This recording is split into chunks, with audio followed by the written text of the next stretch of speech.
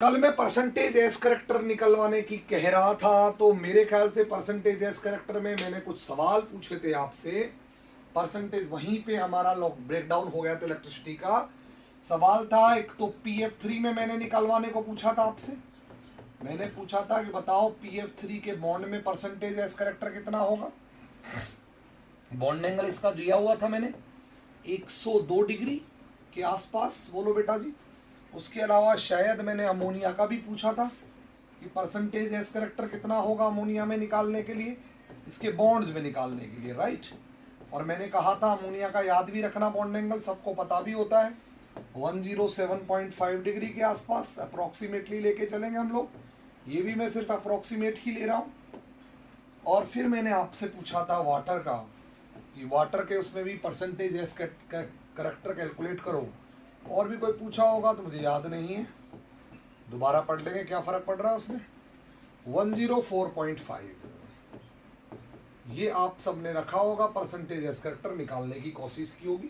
आइए मैं एक एग्जांपल लेके आपको सिखा देता हूँ।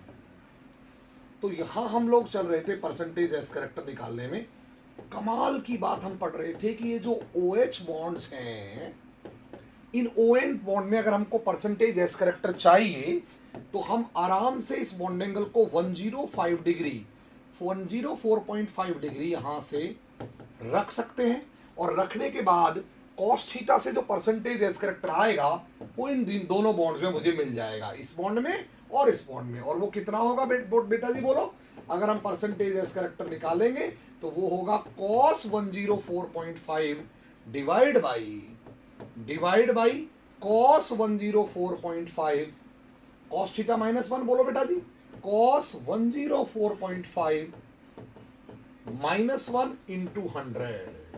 जब आप इसको सॉल्व करोगे तो ये वैल्यू अप्रोक्सीमेटली लगभग ये वैल्यू आपकी आ जाएगी सॉल्व करने पर 20% के आसपास। इट मींस वाटर का जो OH बॉन्ड होता है, उस वाटर के OH बॉन्ड में 20% के आसपास, इस OH बॉन्ड में लगभग 20% के आसपास एस करेक्टर होते हैं।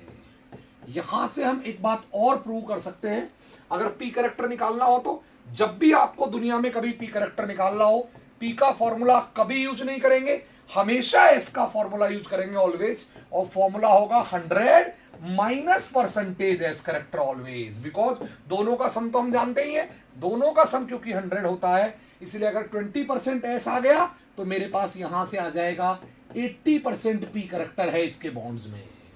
आइए अब यहां से मैं एक इंपॉर्टेंट बात आपको प्रूव कर दूं। Percentage S character directly proportional होता है बॉन्ड एंगल के, या बॉन्ड एंगल डायरेक्टली प्रोपोर्शनल होता है परसेंटेज एस करेक्टर के। आइए ये बात मैं एक सेकंड में आपको प्रूव कर लूं, बिकॉज इन दोनों की वैल्यू हम लोग निकाल चुके हैं कल से, अब तक मैथमेटिकली कैलकुलेट कर चुके हैं मिथेन की। हमें मालूम है इसका बॉन्ड एंगल है 109 डिग्री 28 मिनट और इसका बॉन्ड एंगल है 104.5, राइट और नॉट बोलो बेटा जी। हमने परसेंटेज एस करेक्टर भी निकाले। जब हमने परसेंटेज एस करेक्टर निकाला तो कल परसेंटेज एस करेक्टर आया था मिथेन में 25%, और परसेंटेज एस करेक्टर वाटर के अंदर आया था, वो आया था बेटा जी 20%, जो हमने अभी निकाला। इस बात से हमें क्लियरली एक बात समझ में आ रही है, वो ये, अगर कहीं पर परसेंटेज एस करेक्टर कम होता है, अगर कहीं पर किसी बॉन्ड में परसेंटेज एस करेक्टर घट जाता है तो फिर वह बॉन्ड एंगल भी घट जाएगा। इससे डायरेक्टली प्रूव हो गया कि जो बॉन्ड एंगल होते हैं वो सीधे सीधे परसेंटेज एस करेक्टर के डायरेक्टली प्रोपोर्शनल होते हैं। तो ये बात हम 3 तरह से प्रूव कर चुके हैं। लास्ट टू लास्ट लेक्चर, यानी कि जो उस दिन लेक्चर था हमारा, जिस दिन हाइब्रिडाइजेशन का बेसिक पढ़ा था, उस दिन हमने यही बात प्रूव की थी। ये बात प्रूव की थी हम लोगों ने कॉन्सेप्चुअली, कि कैसे ऑर्बिटल्स फूलते चले जाएंगे, कैसे ऑर्बिटल फूलते चले जाएंगे, और अगर ऑर्बिटल फूलेंगे तो उनके बीच रिपल्सन बढ़ेगा, और रिपल्सन बढ़ेगा तो बॉन्ड एंगल बढ़ जाएगा। बात हमने प्रूव की थी उस दिन, बोलो बेटा जी। यही बात हमने आज प्रूव कर दी है मैथमेटिकली, कि theta is directly proportional to S character. Means एक ही बात को हम कॉन्सेप्चुअली यानी कि थ्योरेटिकली भी प्रूव कर चुके हैं, और उसी बात को आज हम मैथमेटिकली भी प्रूव कर चुके हैं। ये दोनों बातें इक्वल हम लोग प्रूव कर चुके हैं। ये बात समझ में आ गई होगी आपको, ये बात आपको समझ में आ गई होगी। बिल्कुल परसेंटेज भी करेक्टर भी निकाल सकते हैं, एकदम निकाल सकते हैं। एकदम निकाल सकते हैं। आइए आगे बढ़ते हैं और कुछ समझने की कोशिश करते हैं इसका नेक्स्ट एप्लीकेशन। तीसरा एप्लीकेशन है determination of percentage S character. Determination of percentage S character in lone pair. Lone pairs में परसेंटेज एज करेक्टर कैसे निकालें, यह बहुत इंटरेस्टिंग कहानी है। This is quite interesting story कि किसी लोन पेयर में अगर हमको परसेंटेज एज करेक्टर निकालना है तो वो हम कैसे निकालें। आइए जरा देखते हैं। मैंने कहा अगर मुझे वाटर के अंदर परसेंटेज एज करेक्टर चाहिए बॉन्ड में, तो हमने कहा बॉन्ड में परसेंटेज एज करेक्टर निकालना आसान है। आप एक काम करिए, बॉन्ड एंगल की वैल्यू पुट करिए और बॉन्ड एंगल की वैल्यू पुट करेंगे तो बॉन्ड में परसेंटेज एज करेक्टर आ जाएगा आपका। सीधा सीधा हमने निकाला, 20% आया। क्वेश्चन उठता है यहां तो हमने निकाल लिया, लेकिन ये जो लोन पेयर्स दो मौजूद है इसके ऊपर, ये जो खरगोश के से कान बने हुए हैं दो, इन खरगोश के कान में परसेंटेज एज करेक्टर कैसे निकलेगा, इनमें कैसे कैलकुलेट करेंगे हम, यहां कैसे परसेंटेज एज करेक्टर निकालेंगे, यही बात हमको समझनी है। और इसको समझने के लिए हम अब ये समझते हैं पहली बात कि यहां पर बॉन्ड एंगल का कोई फॉर्मूला अप्लाई कर ही नहीं सकते, बिकॉज आपको पता है लोन पेयर तो हवा होती है, उसका कोई बॉन्ड एंगल तो होता नहीं है। लोन पेयरों के बीच कोई एंगल तो होते नहीं है, बिकॉज लोन पेयर तो कोई चीज होती ही नहीं, वो तो दिखता ही नहीं है, वो तो इलेक्ट्रॉन है, केवल बनाने में ही काम आता है। वाटर को एक्चुअल में देखोगे तो ऐसा दिखेगा, वाटर एक्चुअल में जाके देखोगे तो सिर्फ ऐसा दिखेगा। लोन पेयर दिखते ही नहीं है, वो तो हवा है, भूत है। इट मीन्स उनका कोई एंगल होता ही नहीं है। एंगल ही नहीं होता तो आप बॉन्ड एंगल का फॉर्मूला लगा ही नहीं सकते, वो तो बॉन्डों के लिए वैलिड है। तो फिर सवाल उठता है इनमें परसेंटेज एज करेक्टर कैसे निकालें। अगर आपको लोन पेयर में चाहिए तो कैसे निकालें, आंसर है मैथमेटिक्स से। हमें गणित आती है और गणित हमारी मदद करेगी बहुत ज्यादा। कैसे मदद करेगी मैं बता देता हूं। हमको अच्छी तरह पता है कि अगर इस बॉन्ड में परसेंटेज एज करेक्टर 20 है तो गारंटी से इस बॉन्ड में भी परसेंटेज एज करेक्टर 20 ही होगा। और अगर दोनों में 20-20 है तो बॉन्डों में टोटल मिला के एज करेक्टर 40% हो गया, ये बॉन्ड्स में हो गया। तो बचा हुआ 60% एक्स इन दोनों में ही होगा गारंटी से। रिमेनिंग 60% एस इन दोनों में होगा और इन दोनों में इक्वली डिस्ट्रीब्यूट कर देंगे। अगर इक्वली डिस्ट्रीब्यूट कर देंगे तो इसमें कितना आ जाएगा, 30% एस आ जाएगा और इसमें भी कितना आ जाएगा, 30% एस आ जाएगा। ये बात आपको समझ में आनी चाहिए। हमने किस तरह से कैलकुलेट किया है, मैथमेटिक्स से कैलकुलेट किया है। तो फॉर्मूला हो जाएगा, अगर आपको किसी लोन पेयर में परसेंटेज एज करेक्टर चाहिए उसका फॉर्मूला होगा 100 में से सम कर दीजिए परसेंटेज एज करेक्टर बॉन्ड्स का, जितने भी बॉन्ड्स हैं उन बॉन्ड का परसेंटेज एज करेक्टर का सम कर दीजिए, 100 में से घटा दीजिए, divide by number of lone pair कर दीजिए। जितने लोन पेयर है, यहां पे 2 हैं तो 2 बट गए, अगर 1 होता तो डिवाइड बाई 1 हो जाता, बिकॉज अगर 1 लोन पेयर रहता तो बचा हुआ 1 ही लोन पेयर में होता। ये बात आपको समझ लेनी चाहिए। इस तरीके से हम किसी में भी परसेंटेज एज करेक्टर निकाल सकते हैं, कोई भी लोन पेयर अगर हमको दिया हुआ हो। प्लीज नोट दिस डाउन, ये बात समझ में आ जानी चाहिए आपको। Please note this down.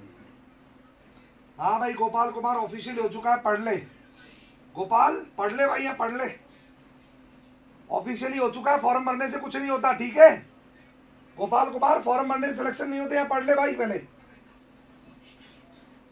Percentage S character इस तरीके से हम कैलकुलेट कर सकते हैं अगर हमें लोन पेयर्स में कैलकुलेट करना पड़े परसेंटेज एज करेक्टर। ये बात आप लोगों को समझ में आनी चाहिए, ये बात क्लियरली आप लोगों को समझ में आ जानी चाहिए। बोलो फटाफट, जल्दी जल्दी जुड़ो भाई, जल्दी बोलो, पक्का, ठीक है।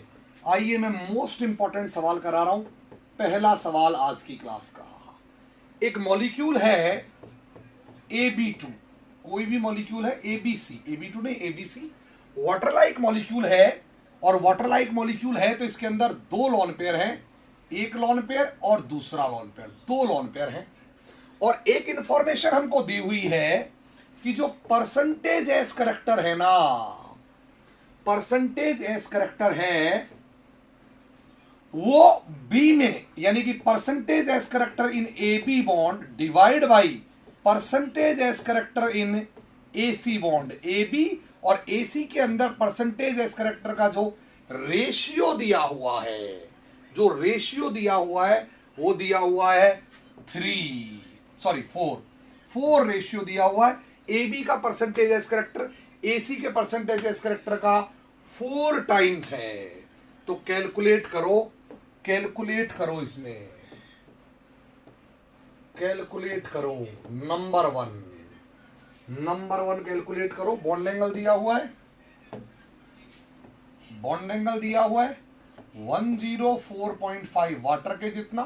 कैलकुलेट करो। Number 1 percentage S character in A B bond कितना है ये निकालो। Number two percentage P character in A C bond कितना है ये निकालो। और number 3 percentage S character and percentage P character in lone pair कितना है ये निकालो। भयंकर इंपॉर्टेंट सवाल है। अगर आप इस सवाल को कर लेते हैं, मोस्ट इंपॉर्टेंट है, अगर आप इस सवाल को कर लेते हैं तो समझ लीजिए पूरा ऑर्बिटल एनालिसिस आपको समझ में आ जाएगा। कुछ और पढ़ने की जरूरत ही नहीं है, कंप्लीट ऑर्बिटल एनालिसिस आपको समझ में आ गया। जल्दी कर डालिए, फटाफट कर डालिए। अच्छा इसको एक काम करो, सॉरी इसको 3 लो, 3 है ना, 3 लो, कैलकुलेशन आसान हो जाएंगी आपकी। 3 लो,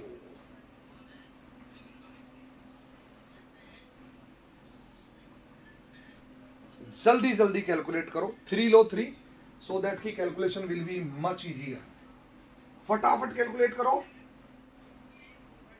धन्यवाद स्वयं, राजेश, दीक्षा धीमन, दीपांकर, खुशबू मिश्रा, अदिति मालवीय, जल्दी। सूर्या, तत्स्वा, अभिजीत साहू, ठीक है, ममता, अभिषेक कुमार, अविनाश यादव, पारोल, आशुतोष, वाणी, अमरजीत, अदिति मालवीय, पुष्कर, प्रियंका स्वामी, सब लोग फटाफट। खुशबू मिश्रा, सुनीत रंजन दास, जल्दी निकालो। यशस्वी, गीतांजलि और नेहा सागवान, राजेश भी, फटाफट कैलकुलेट करो। जल्दी कैलकुलेट कीजिए।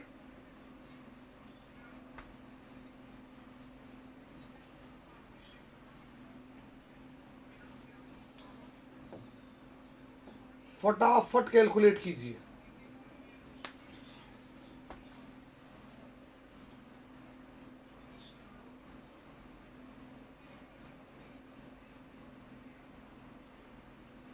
पहला percentage character S character in A B bond कितना है ए बी बॉन्ड में अभिषेक? नहीं अभिषेक गलत है, नहीं अभिषेक।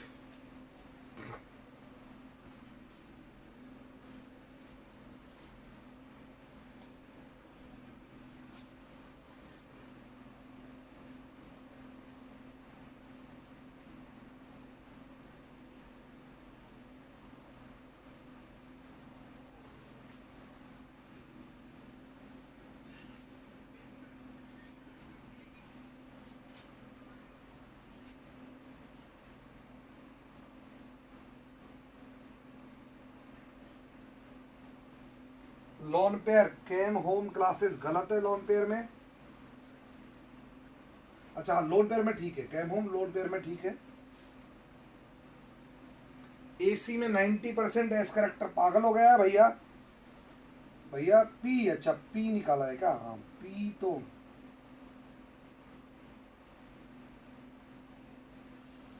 जल्दी निकालो भाई, जल्दी निकालो। बेहतरीन सवाल है, इसको लगा डाला तो लाइव झींगा लाला का कमाल ही हो जाएगा, पागल ही कर देगा ये सवाल, दिमाग ही हिला के रख देगा। Yes Megha 15% in A B is correct answer. Megha you are right, Megha सही जवाब। जल्दी यूट्यूब वालों आओ, कहां मर गए हो आज? फिर बाद में कहोगे सर नोटिफिकेशन नहीं आया, फलाना नहीं आया।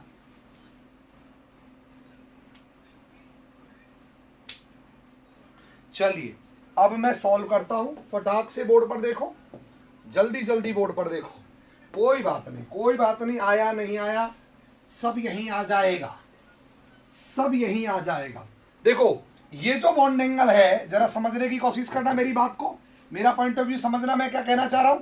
ये जो बॉन्ड एंगल है ये एबी और एसी बॉन्ड के बीच है, इसीलिए इस बॉन्ड एंगल को रखने से जो परसेंटेज एस करेक्टर आएगा, इस बॉन्ड एंगल को रखने से जो भी परसेंटेज एस करेक्टर आएगा, जो भी व्हाटएवर, यहां इस फॉर्मूले में cos 104.5 रखने से जो भी परसेंटेज एस करेक्टर आएगा, और वो आएगा 20%। ये 20% एबी में आया एसी में, मैंने कल बताया था। अगर बॉन्ड अलग अलग है, बताओ बताओ, अगर बॉन्ड अलग अलग है तो ये एबी और एसी का एवरेज है। It means let's assume AB का percentage S character, let's assume AB में परसेंटेज एस करेक्टर एक्स है, लेट्स अज्यूम एसी में परसेंटेज एस करेक्टर वाई है। तो ये जो वैल्यू आई होगी, कौन सी value, this 20%, this 20% will be X plus Y by 2, average होगा X plus Y by 2 is equal to 20। You got this और नॉट? ये बात समझ में आई या नहीं आई? बोलो बेटा जी, बोलो बेटा, ये बात समझ में आई या नहीं आई? बोलो बोलो। इन दोनों का सम का एवरेज होगा, बोलो, बोल तो दो, पक्का? तो बताओ यहां से x प्लस वाई कितना आ गया? इट इज 40 आ गया, आया नहीं आया? और x बाई वाई कितना है? x बाई वाई कितना है? It is 3। यहां से हम रख सकते हैं x equal to 3y, put कर देंगे वहां 3y plus Y is equal to 40, 4y is equal to 40, y is equal to 10 आ गया। y इज इक्वल टू 10 आ गया, बोलो बेटा जी। y इज इक्वल टू 10 आ गया, बोलो बेटा जी।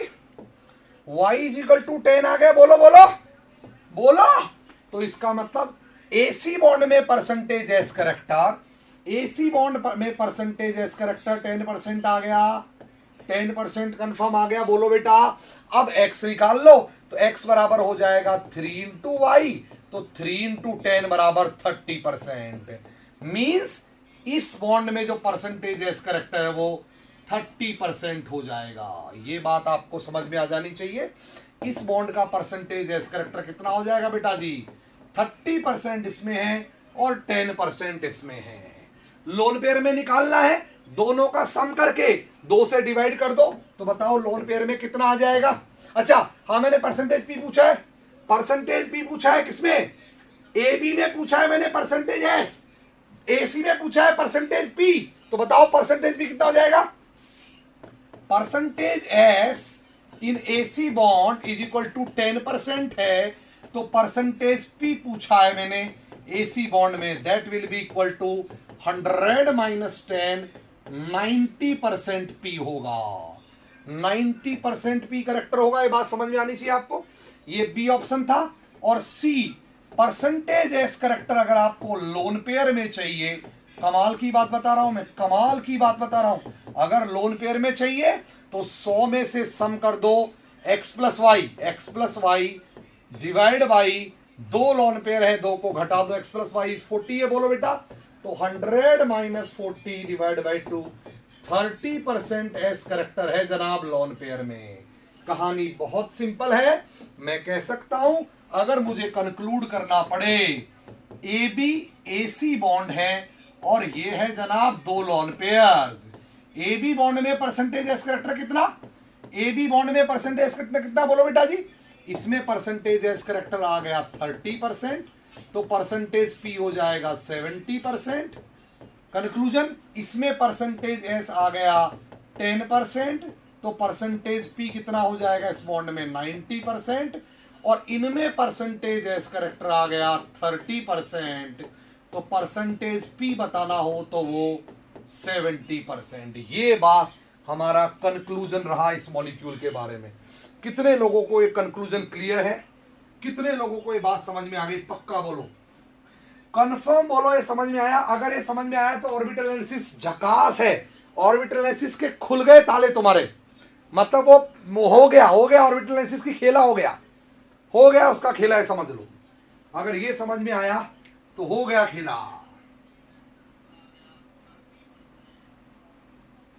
आ जाएगा विश्वनाथ उपाध्याय, आ जाएगा विश्वनाथ उपाध्याय, आ जाएगा, सब आ जाएगा। क्यों चिंता कर रहे हो विश्वनाथ उपाध्याय? सब आ जाएगा, सब यहीं आएगा। क्या आप लोग मजा आ गया ना? वेरी गुड रायांश, वेरी गुड, मजा आते रहना चाहिए। ओके प्रियंका स्वामी, सुनीत रंजन पारुल, ठीक है। अब हम चल रहे हैं दूसरे एनालिसिस की तरफ, उसे मैं बोलता हूं स्टेरिक एनालिसिस। ये भी कमाल की चीज है, ध्यान रखना, ये भी बेमिसाल चीज है।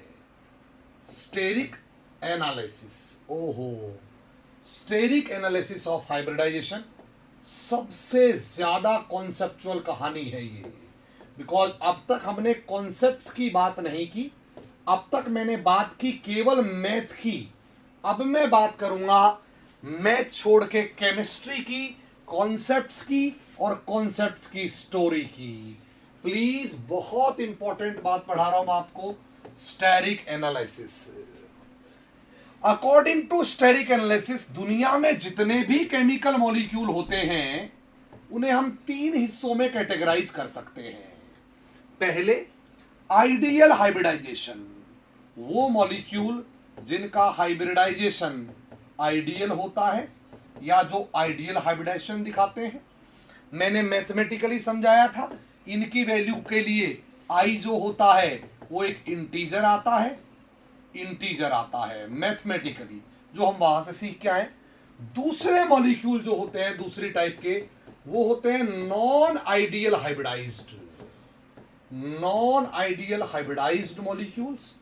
इन मॉलिक्यूलों में हाइब्रिडाइजेशन तो होता है, लेकिन इनका जो आई होता है वो आई की वैल्यू फ्रैक्शन होती है, फ्रैक्शन में आती है, हमको पता है, बोलो बेटा जी। और तीसरे तरह के जो मॉलिक्यूल होते हैं वो होते हैं अनहाइब्रिडाइज्ड। अनहाइब्रिडाइज्ड का मतलब जिन मॉलिक्यूलों में मिक्सिंग नहीं होती और उसको उनका आई वैल्यू बताता है। आई वैल्यू उनका अगर हम निकालें तो वो आई वैल्यू आता है -इन्फिनिटी, मतलब कोई रियल नंबर नहीं है एक तरह से, इसीलिए कोई सिग्निफिकेंट नंबर नहीं है, इसीलिए हम लोग मानते हैं कि वो मिक्स्ड नहीं हुए हैं। आइए मैं 1 बाय 1 इन सबको एक्सप्लेन करता हूं। हमने कार्बन लिया, याद करो, कार्बन से हमने बनाई मिथेन। अगर मिथेन का फॉर्मेशन में ढंग से समझू, प्लीज सब लोग देखो, सब लोगों की तरफ देखो बेटा जी। अगर मैं मिथेन का फॉर्मेशन ढंग से देखूं तो मैंने आपको कल भी बताया था और मैं आपको आज भी बता रहा हूं, उसको सुन लीजिएगा। मिथेन के अंदर 2s और 2p के बीच जो मिक्सिंग हुई थी, इसमें बॉन्ड 2s को भी बनाना था, बॉन्ड इसको भी फॉर्म करना था। किसको? बॉन्ड इसको भी बनाना था और बॉन्ड इनको भी बनाने थे। क्योंकि बॉन्ड इसको बनाना है इसलिए इसको भी जरूरत थी p कैरेक्टर्स की, और बॉन्ड इनको भी बनाने थे इसलिए इनको भी जरूरत थी s कैरेक्टर की। क्योंकि s को p चाहिए था, p को s चाहिए था, दोनों को एक दूसरे की जरूरत थी। क्योंकि ये गोल मटोल था, इसको डायरेक्शनल कैरेक्टर चाहिए थे उससे, और ये हाई एनर्जी का था, इसको इसके साथ मिलकर अपनी एनर्जी को कम करना था, अपनी एनर्जी को नीचे करना था। ये भी चाहत रखता था ये मिल जाए, ये भी चाहत रखता था ये मिल जाए, वो अलग बात है। इसकी चाहत थोड़ी ज्यादा थी, ये थोड़ा ज्यादा चाहता था, पर चाहता था। इसी वजह से, क्योंकि दोनों चाहते हैं, एस भी चाहता है पी आ जाए, बिकॉज शादी उसको भी करनी है, एस को भी, और पी भी चाहता है एस आ जाए, क्योंकि बॉन्ड पी को भी बनाने हैं, इसलिए दोनों अच्छे होना चाहते हैं। एक गोलमटोल था, वो चाहता था गोलमटोल ना रहूं, थोड़े डायरेक्शनल हो जाऊं, और एक डायरेक्शनल तो था लेकिन आसमान में बैठा था, सोचा था थोड़ा नीचे उतर आऊं, आराम से लो एनर्जी पे आके बॉन्ड बनाऊं।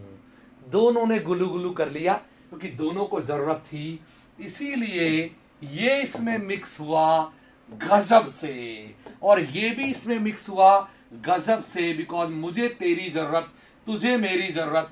ऐसे केस में कौन दूसरा क्या करेगा, हम दोनों मिक्स होंगे और पूरी तरह से आत्मलीन हो गए, ये एक दूसरे में गजब के मिक्स हो गए। इतने मिक्स हुए, इतने मिक्स हुए, इतने मिक्स हुए कि इनके बीच का अंतर एकदम खत्म हो गया। और इस तरीके से जो ऑर्बिटल क्रिएट हुए वो आइडियली हाइब्रिडाइज्ड ऑर्बिटल थे, वो चारों ऑर्बिटल आइडियली हाइब्रिडाइज्ड थे, और चारों ऑर्बिटल आइडियली हाइब्रिडाइज्ड हो गए। यही वजह है, this is the reason, methane का जो हाइब्रिडाइजेशन है वो एक आइडियल हाइब्रिडाइजेशन है। मीथेन एक आइडियल हाइब्रिडाइजेशन का एग्जाम्पल पेश होता है हमारे सामने। इट मींस ये ऐसा मॉलिक्यूल था जिसके अंदर स्टेरिक स्टेबलाइजेशन भी चाहिए था, बिकॉज पी को तो स्टेरिक ही चाहिए मेनली, इसके अंदर स्टेरिक स्टेबलाइजेशन भी रिक्वायर्ड था। स्टेरिक स्टेबलाइजेशन ये इसकी भी रिक्वायरमेंट थी, ये भी रिक्वायर्ड था, चाहिए था। ये तो चाहिए ही होता है पी को, बोलो बेटा। साथ ही साथ एस को बॉन्ड बनाने थे, और एस को तो केवल इलेक्ट्रॉनिक ही चाहिए, बोलो बेटा जी, उसके स्टेरिक की तो प्रॉब्लम ही नहीं है। इसलिए इलेक्ट्रॉनिक स्टेबलाइजेशन भी इस मॉलिक्यूल के अंदर रिक्वायर्ड था। दोनों तरह के स्टेबलाइजेशन चाहिए थे, ये भी चाहिए था और ये भी चाहिए था। यही वजह है कि दोनों रिक्वायरमेंट होने की वजह से ये आइडियली हाइब्रिडाइज्ड हो गया।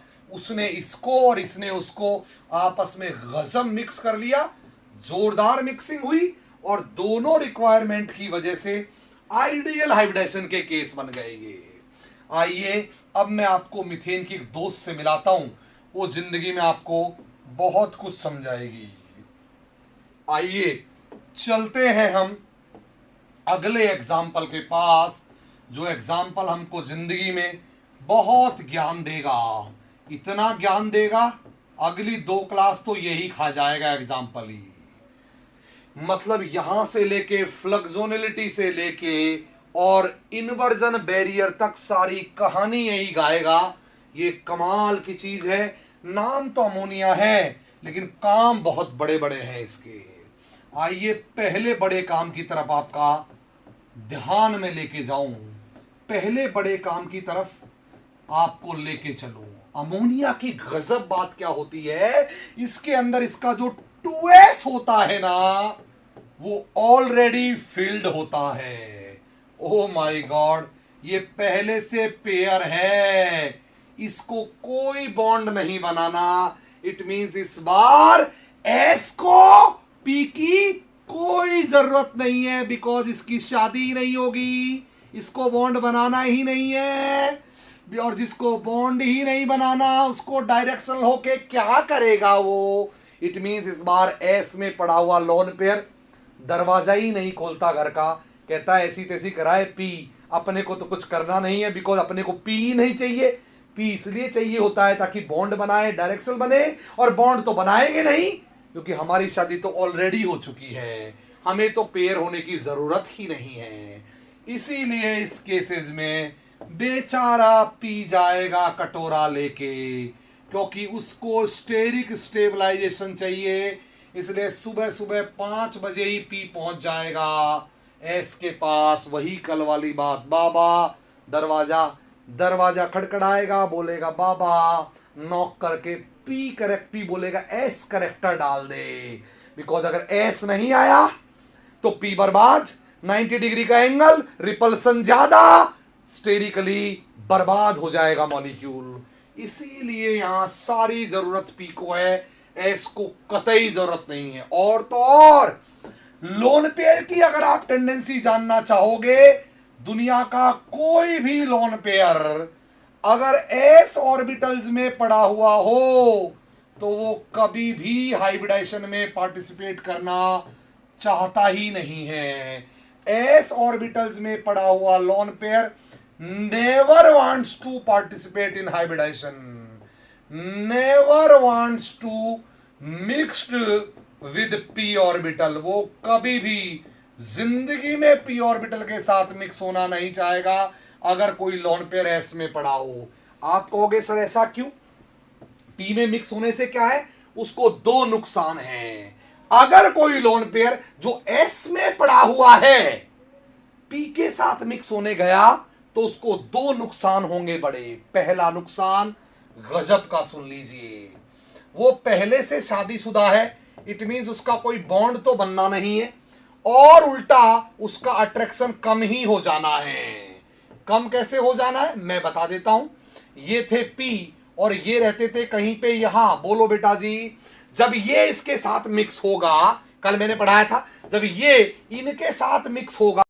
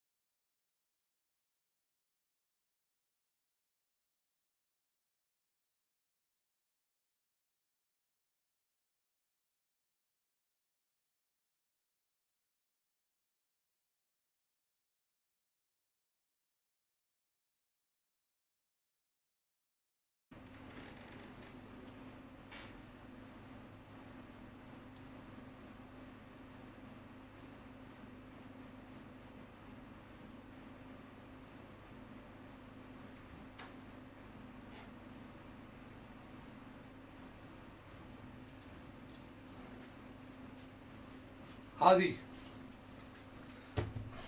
पता नहीं मेरे ही साथ क्या हो रहा है, कभी वो दिन पता नहीं मेरे ही साथ क्या हो रहा है। कहाँ गए बाकी स्लाइड्स हैं?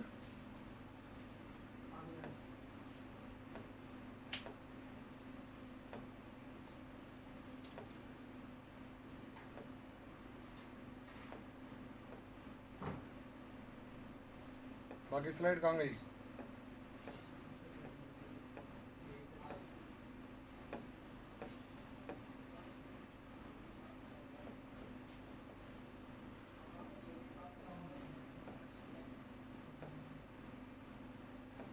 आगे तो खत्म ही हो गई।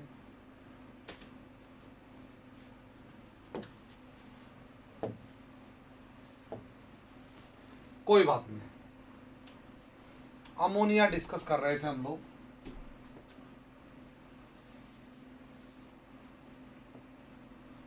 अमोनिया डिस्कस कर रहे थे,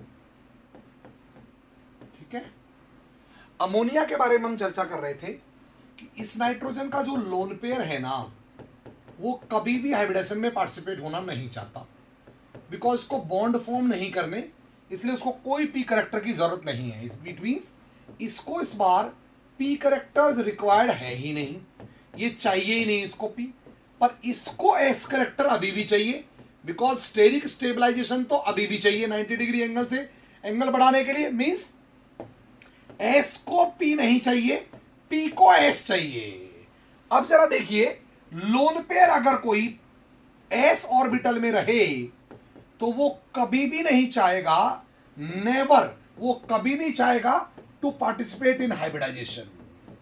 वो हाइब्रिडाइजेशन में पार्टिसिपेट करना कभी चाहेगा ही नहीं, नेवर, कभी नहीं चाहेगा, never, not to, never, never wants to participate in hybridisation और मिक्स्ड विद पी ऑर्बिटल। वो पी ऑर्बिटल के साथ कभी मिक्स होना नहीं चाहेगा, नेवर।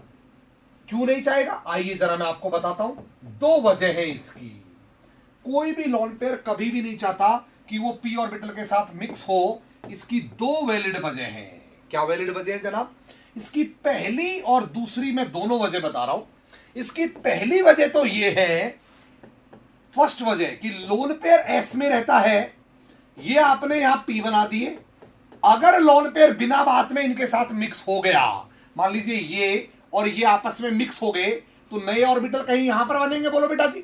और जो नए ऑर्बिटल कहीं यहां पर बनेंगे, लोन पेयर यहां से उठ के अब इन नए ऑर्बिटलों में चला जाएगा। तो जरा सोचो, इसका बॉन्ड बनना नहीं है, इनका तो बॉन्ड बनना है। इनको तो मजा आ गया, इनको तो मजा आ गया, बिकॉज इनकी तो बॉन्ड बननी है, इनकी तो शादी होनी है, इनको तो आनंद आ गया, इनकी तो एनर्जी कम हो गई। पर ये जो है ना, इसकी तो फोकट में एनर्जी बढ़ गई ही, बिकॉज ऊपर जाने के बाद मिला इसको कुछ नहीं, ठेंगा। वो ठेंगा क्यों? बिकॉज एस में जब ये था तो लो एनर्जी में था, ऊपर जब sp3 में जाएगा तो हाई एनर्जी में चला जाएगा। और कोई दुनिया में ऐसा कोई स्पेसिस नहीं है, कोई इलेक्ट्रॉन नहीं है दुनिया के ऐसे जो फोकट में हाई एनर्जी में जाना चाहें, बिना बात हाई एनर्जी में शिफ्ट होना चाहें। इसीलिए लोन पेयर कभी नहीं चाहता वो हाइब्रिडेशन में पार्टिसिपेट करे। ये ठीक वैसे ही है जैसे शादी पड़ोसी की होनी है, पड़ोसी हो गए, शादी पड़ोसी की होनी है और खर्चा हम करें। मतलब पड़ोसी की शादी है और 50,000 मैं अपनी जेब से लगा रहा हूं। क्यों भाई? क्यों क्यों किसी की शादी में मैं पैसा क्यों खर्च करूं? क्या मतलब है मेरा? इट मींस, ये मोस्ट इंपॉर्टेंट बात है, उसको जरा समझिएगा कि लोन पेयर की एनर्जी फोकट में बढ़ेगी और लोन पेयर कभी नहीं चाहेगा अपनी एनर्जी बढ़ाना, नेवर। अगर वो पार्टिसिपेट किया तो एनर्जी बढ़ जाएगी और एनर्जी बढ़ाना वो कभी नहीं चाहेगा। दूसरा, एक और इंपॉर्टेंट बात होगा, उसके घर में भी झगड़े बढ़ जाएंगे। कैसे बढ़ेंगे? आइए मैं दूसरी बात समझाता हूं आपको, जरा देखिएगा। यहां पर कोई न्यूक्लियस होगा, अगर ये न्यूक्लियस से ये लोन पेयर यहां है तो ऐसे केस में एस में अट्रैक्शन न्यूक्लियस का ज्यादा होगा, इसलिए इसको बहुत ज्यादा अट्रैक्शन फील होगा न्यूक्लियस से। लेकिन अगर वो यहां की बजाय यहां चला जाए, गौर से देखना मेरी बात को, अगर वो यहां चला जाए तो ऐसे केस में उसका अट्रैक्शन न्यूक्लियस से कम हो जाएगा। और कोई लोन पेयर दुनिया में नहीं चाहता कि उसका अट्रैक्शन न्यूक्लियस से कम हो जाए, बिकॉज उसका तो बॉन्ड बनना नहीं है, उसका तो बॉन्ड बनना नहीं है। इसीलिए एनर्जी फोकट में बढ़ जाएगी और अट्रैक्शन विद न्यूक्लियस बिना बात में कम हो जाएगा। इन दो वजहों से, यही दो रीजन है जिन रीजंस की वजह से कभी भी लोन पेयर हाइब्रिडेशन में पार्टिसिपेट करना चाहता ही नहीं है। इट मींस अजीब सी सिचुएशन हो गई है। यहां पर इलेक्ट्रॉनिक स्टेबलाइजेशन का कोई रोल नहीं है, इलेक्ट्रॉनिक स्टेबलाइजेशन रिक्वायर्ड ही नहीं है, बिकॉज एस को तो चाहिए ही नहीं। बोलो यार, इसका मतलब यहां खेला ये है, यहां का खेला है कि इसमें इलेक्ट्रॉनिक स्टेबलाइजेशन नहीं चाहिए, इलेक्ट्रॉनिक स्टेबलाइजेशन रिक्वायर्ड नहीं है, नो रिक्वायर्ड, रिक्वायर्ड ही नहीं है, नॉट रिक्वायर्ड।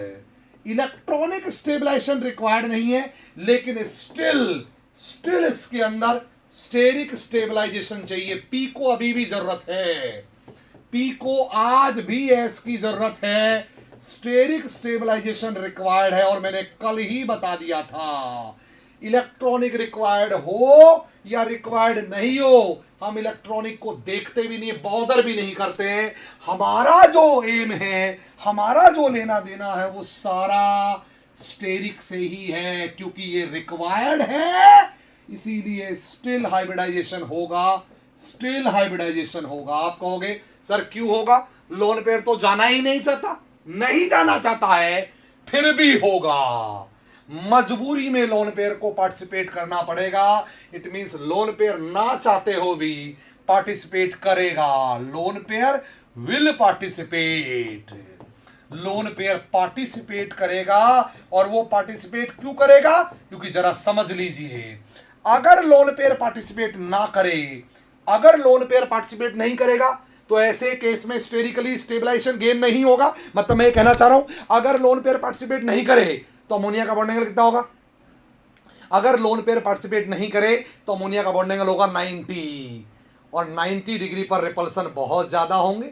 90 डिग्री पर रिपल्सन बहुत ज्यादा होंगे, और बहुत ज्यादा होंगे तो मॉलिक्यूल अनस्टेबल हो जाएगा, और लोन पेयर को रहना तो वही है ना, उसी मॉलिक्यूल में। इट मींस अगर मॉलिक्यूल अनस्टेबल हो जाएगा तो लोन पेयर भी अनस्टेबल ही हो जाएगा, जाएगा कहां, रहेगा तो उसी मॉलिक्यूल में। मतलब मैं ये कहना चाह रहा हूं, लोन पेयर चाहे या ना चाहे, ऑब्वियसली ना ही चाहे, नहीं चाहता, फिर भी उसको फोर्सफुली हाइब्रिडाइजेशन में पार्टिसिपेट होना पड़ता है। क्या करने के लिए, क्या करने के लिए, मॉलिक्यूल को स्टेरिकली स्टेबलाइज्ड करने के लिए। ऐसा आपने बहुत बार देखा होगा, पड़ोसी की शादी करवाने के लिए भी कई लोग लगे रहते हैं, बहुत कोशिश करते हैं यार ये पड़ोस वाले की हो जाए, क्योंकि वो जानते हैं उनका कोई मतलब नहीं है, पर शादी पड़ोसी की होगी, उनको कुछ नहीं मिलेगा, लेकिन वो जानते हैं अगर पड़ोसी की शादी नहीं हुई, अगर इनकी शादी नहीं हुई, अगर हाइब्रिडाइजेशन नहीं हुआ तो मॉलिक्यूल अनस्टेबल हो जाएगा। मींस अगर पड़ोसी की शादी नहीं हुई तो कॉलोनी को ही भारी पड़ेगा, वो आप उसके पड़ोस में ही रहते हैं, आग उधर लगेगी तो लपटें इधर भी आएंगी। मींस लोन पेयर हमेशा चाहेगा जहां वो रहता है वो जगह अच्छी हो, स्टेबल हो, इसीलिए लोन पेयर मजबूरी में ना चाहते हुए भी हाइब्रिडेशन में पार्टिसिपेट कर जाता है। इट मींस अमोनिया में लोन पेयर की तो कोई इच्छा नहीं है, अमोनिया में ये जो लोन पेयर है इसकी इच्छा नहीं है, फिर भी ये मिक्सिंग में पार्टिसिपेट कर रहा है, फिर भी ये कह रहा है कोई बात नहीं, कर ही लेते हैं। पर जरा बताओ, एक तो कोई काम मन से किया जाए, जैसे मिथेन में काम था वो मन से हो रहा था, यहां एस भी चाह रहा था मन से, बिकॉज उसको शादी करनी थी, वहां उसको बॉन्ड बनाना था। इट मींस यहां ये मन से चाह रहा था, ये भी मन से चाह रहा था। ऐसे केस में जो मिक्सिंग होगी वो जबरदस्त होंगी, जबरदस्त। इसीलिए ऐसे केसेस में देखा था आपने, चारों ऑर्बिटल आइडियल बने थे, आइडियल बने थे, आइडेंटिकल, और हाइब्रिडाइजेशन आइडियल हुआ था, हाइब्रिडाइजेशन आइडियल हुआ था। बोलो आइडियल का केस बना था आपका, पक्का आइडियल का केस बना था, यस।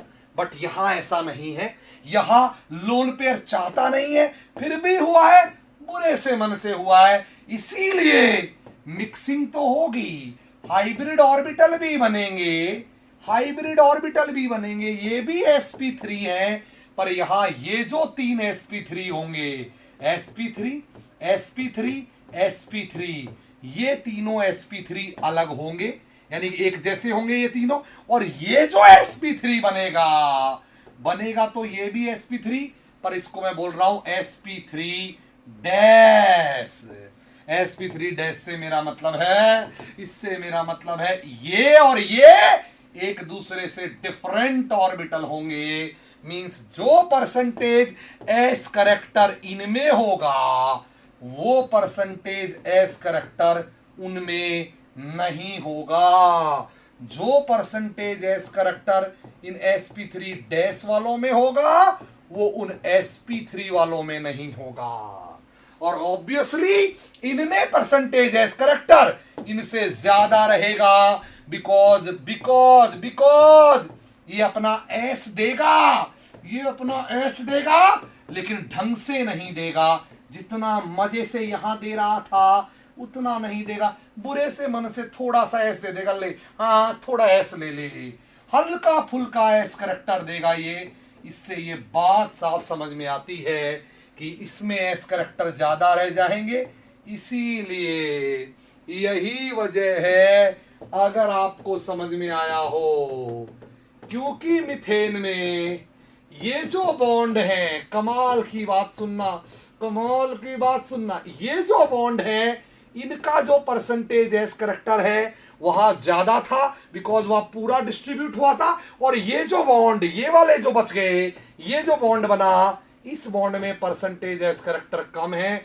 इसीलिए मिथेन का बॉन्ड एंगल इसके बॉन्ड एंगल से ज्यादा है, क्योंकि इसके पी को उतना विटामिन एस नहीं मिल पाया जितना विटामिन एस उसके पी को मिला। यहां तो पूरा एकदम एक जैसे हो गए, एक जैसे। इसीलिए यहां तो हर ऑर्बिटल में परसेंटेज एस करेक्टर 25 था, परसेंटेज एस करेक्टर यहां तो 25 था, पर इन बॉन्डों में गारंटी से परसेंटेज एस करेक्टर 25 नहीं होगा, बिकॉज ज्यादातर एस करेक्टर इसने खुद रख लिया होगा, दिया ही नहीं होगा। इनको जो एस करेक्टर गया होगा इन बॉन्डों को, वो उतना नहीं गया जितना जाना चाहिए था। इसीलिए उनका बॉन्ड एंगल उतना बढ़ नहीं पाया। इसीलिए हल्के फुल्के विटामिन एस की कमी है इनमें, थोड़ा थोड़ा विटामिन एस इनमें कम है। इनमें विटामिन एस कम नहीं है, इनमें विटामिन एस पूरा मिला, क्योंकि चारों को बराबर मिला, चारों को बराबर था, बराबर विटामिन एस था, बराबर था। लेकिन यहां इसमें विटामिन एस थोड़ा ज्यादा आ गया, इसीलिए इनमें विटामिन एस कम रह गया। ये बात आपको समझ में आनी चाहिए। ये कमाल की बात थी। क्या अमोनिया में लोन पेयर पार्टिसिपेट करना चाहता है? आंसर नहीं। पर क्या पार्टिसिपेट करता है? आंसर हाँ, बिल्कुल पुष्कर। लोन पेयर ने कुर्बानी चुकाई है स्टेबलाइजेशन के लिए, बिल्कुल सही जवाब। लोन पेयर स्टेबलाइजेशन होने के लिए अपनी कुर्बानी देता है, लेकिन उस कुर्बानी का बदला लेगा लोन पेयर। अमोनिया का जीना हराम कर देगा ये लोन पेयर, अमोनिया की हालत खराब कर देगा ये लोन पेयर। अमोनिया को कहीं का नहीं छोड़ेगा ये लोन पेयर, बिकॉज अमोनिया ने इस लोन पेयर को मजबूरी में पार्टिसिपेट करवाया है। तो अब ये लोन पेयर अमोनिया को भी सिखा देगा क्या होता है मजबूरी में जाना, और मजबूरी का जो फायदा उठाया है अमोनिया ने, ये लोन पेयर गिन गिन के ब्याज सहित अमोनिया से वसूलेगा। यही हमारी अगली क्लासेस चलने वाली है। अगली क्लास पूरी की पूरी इसी पे बेस्ड है कि ये लोन पेयर क्या हाहाकार मचाता है, पागल कर देता है अमोनिया को, इन्वर्जन से लेके वेल्डर, जाने क्या क्या करता है ये लोन पेयर, क्योंकि इसको आपने मजबूरी में पार्टिसिपेशन करवाया है, इसको मजबूरी में पार्टिसिपेट करवाया है आपने। ये बात आपको समझ में आनी चाहिए। पक्का समझ में आया? बोलो बेटा, क्लियरली समझ में आया? आइए, इसका मतलब इसमें क्या था बोलो? इसमें इलेक्ट्रॉनिक स्टेबलाइजेशन नहीं चाहिए था, ये नहीं चाहिए था, केवल स्टेरिक चाहिए था, केवल ये चाहिए था, ये नहीं चाहिए था। बहुत बढ़िया, आगे बढ़ते हैं जनाब। तीसरा केस ले रहे हैं अब हम, तीसरा केस ले रहे हैं, थर्ड केस अब हम कंसीडर कर रहे हैं। अमोनिया की बहन है PH3 इसका। ओहो, कमाल ही हो गया। कहानी तो इसमें भी अमोनिया के जैसी ही है, सारी कहानी अमोनिया के जैसी है, एकदम ऐसी। तो बताओ, क्या इस लोन पेयर को इसकी जरूरत है? क्या लोन पेयर को पी चाहिए? ना ना, नहीं चाहिए। लेकिन बताओ, क्या इसको इसकी जरूरत है क्या पी को? कमाल बात यह है, इस बार PH3 के अंदर लोन पेयर इंतजार करता रहता है अपने घर में, एस ऑर्बिटल में। एस ऑर्बिटल लोन पेयर का घर है। उस एस ऑर्बिटल में लॉक बंद करके लोन पेयर बैठा है कि सुबह सुबह पी आएगा कटोरा लेके, बाबा दे दे, बाबा दे दे। उसको थोड़ा एस करेक्टर डाल देंगे कि ले जा, और हल्का फुल्का मिक्सिंग करा लेंगे। लेकिन एस तब पागल हो उठता है जब उसे पता लगता है 5 बज गए, 6 बज गए, 9 बज गए, 12 बज गए, शाम हो गई, देर हो गई जनाब, भोर हो गई, संध्या हो गई, शाम हो गई, रात हो गई, लोन पे वो पी ऑर्बिटल आए ही नहीं। और मैसेज और कर दिया पी ऑर्बिटल ने एस ऑर्बिटल को कि तेरी ऐसी की तैसी वहीं रखना, तेरा एस करेक्टर नहीं चाहिए, चाहिए ही नहीं तेरा एस करेक्टर, अपने अंदर अपने पास रख, हमको किसी एस करेक्टर की जरूरत ही नहीं है। ये क्या बवाल हो गया। एस तो पहले भी मना करता था कि मुझे पी के साथ नहीं जाना, मुझे पी के साथ नहीं होना, इस बार तो पी ने ही मना कर दिया, हमको भी एस के साथ मिक्स नहीं होना, होना ही नहीं है। इट मींस ऐसा क्या हुआ, ऐसा एक ही बात हुई होगी, इन मॉलिक्यूलों में ना एस को पी की जरूरत होगी, वो तो पहले भी नहीं थी, इनमें तो क्या हुआ, पी को एस की जरूरत भी नहीं रही। ऐसा इसलिए हुआ बिकॉज इस मॉलिक्यूल में ना तो इलेक्ट्रॉनिक स्टेबलाइजेशन रिक्वायर्ड है, ना तो इलेक्ट्रॉनिक स्टेबलाइजेशन नो रिक्वायर्ड, बिल्कुल रिक्वायर्ड नहीं है, और ना ही स्टेरिक स्टेबलाइजेशन रिक्वायर्ड है। स्टेरिक स्टेबलाइजेशन भी नॉट रिक्वायर्ड, दोनों रिक्वायर्ड नहीं है, इसमें दोनों नहीं चाहिए, दोनों का कोई मतलब नहीं है, दोनों की चर्चा भी नहीं होगी, दोनों नहीं चाहिए। ऐसा क्यों, ऐसा क्यों कि स्टेरिक भी नहीं चाहिए, समझ लीजिए, बिकॉज ये मॉलिक्यूल ऑलरेडी बिना हाइब्रिडाइजेशन के, विदाउट हाइब्रिडाइजेशन, बिना हाइब्रिडाइजेशन के, विदाउट हाइब्रिडाइजेशन, अगर हाइब्रिडाइजेशन नहीं भी हो तब भी ये मॉलिक्यूल ऑलरेडी स्टेरिकली स्टेबलाइज्ड है, ऑलरेडी स्टेरिकली स्टेबलाइज्ड है ये मॉलिक्यूल, पहले से इसको स्टेबलाइजेशन मिला हुआ है, इसीलिए इसको कोई जरूरत नहीं है ये सारे तामझाम करने की। आप कहोगे सर अमोनिया से pH3 में आते आते ऐसा क्या हो गया कि भाई pH3 ऑलरेडी स्टेरिकली स्टेबलाइज मिल रहा है। बहुत आंसर सीधा है, अमोनिया के अंदर दरअसल क्या था, नाइट्रोजन एक सेकंड पीरियड का छोटा एलिमेंट था, उस सेकंड पीरियड के छोटे एलिमेंट से अगर 90 डिग्री पर लगभग उसी साइज के दो हाइड्रोजन में जोड़ूं तो ये दोनों बेहद पास पास आ जाते हैं, और इनके बीच ये जो रिपल्सन है ये गजब का बढ़ जाता है, इसीलिए इनको एंगल बढ़ाना मांगता, बिकॉज इनमें स्टेरिक रिपल्सन 90 पर काफी ज्यादा होता है। पर फास्फोरस नाइट्रोजन से अगले पीरियड से आता है, और कमाल तो ये है, ये फास्फोरस तो कॉन्ट्रैक्टेड भी नहीं है, ये तो फास्फोरस ही है, बड़ा मोटा फास्फोरस, इसीलिए थर्ड पीरियड का कोई मोटा सा फास्फोरस हो, अगर उससे 90 डिग्री पर मैं छोटे छोटे छोटे छोटे चिन्ने चिन्ने दो हाइड्रोजन लगा भी दूं, देखो देखो ये तो नाइट्रोजन था, इससे मैंने 2 H अटैच किए, बोलो बेटा जी, ये दोनों H बर्बाद कर गए, इससे अगर मैं लगा भी दूं H, छोटे छोटे H, तो सवाल उठता है क्या ही फर्क पड़ेगा, ये वैसे ही इतने दूर हैं, ओ माय गॉड, इनमें रिपल्सन वैसे ही बिल्कुल नहीं है, और जब रिपल्सन कम है तो ये मॉलिक्यूल ऑलरेडी खुद से ही स्टेरिकली स्टेबलाइज्ड है। ये बात आपको समझ में आई होगी। सेंट्रल एटम बहुत बड़ा है, साइड एटम बहुत छोटे हैं, इधर देखो छोटे एटम से 2 एटम लगाए रिपल्सन, लेकिन इतने बड़े से 2 लगाए, लगाते रहो वो तो वैसे ही दूर चले जाएंगे, उनमें रिपल्सन होगा ही नहीं, और रिपल्सन है ही नहीं तो इलेक्ट्रॉनिक स्टेबलाइजेशन तो चाहिए ही नहीं था, साथ ही साथ अब स्टेरिक स्टेबलाइजेशन भी नहीं चाहिए, कुछ नहीं चाहिए, इसलिए pH3 कहती है मेरी जिंदगी यूं ही कट जाएगी, कोई जरूरत नहीं है तेरे एस की। कमाल हो गया, इसीलिए इन मॉलिक्यूलों में 90 डिग्री पे इनका सही जीवन कट जाता है, और यही वजह है इस तरह के मॉलिक्यूल जिनमें सेंट्रल एटम लार्ज होता है, साइड एटम स्मॉल होता है, स्मॉल नहीं, स्मॉल होने से काम नहीं चलेगा, स्मॉल होने से नहीं, स्मॉल हो साथ ही साथ ये स्मॉल बना रहे और ये लार्ज बने रहे, तो ऐसे मॉलिक्यूलों में बॉन्ड एंगल 90 ही स्टेबलाइज कर जाते हैं, अप्रोक्सीमेटली 90 डिग्री ही रह जाते हैं, और इन मॉलिक्यूलों में कोई एसपी मिक्सिंग्स की जरूरत नहीं होती। और अगर एसपी मिक्सिंग्स नहीं होंगी, ऐसे ही मॉलिक्यूलों को एक बाबा ने बताया था, उन बाबा को बोलते हैं ड्रैगो, इन्हीं मॉलिक्यूलों को कहा जाता है ड्रैगोज मॉलिक्यूल्स।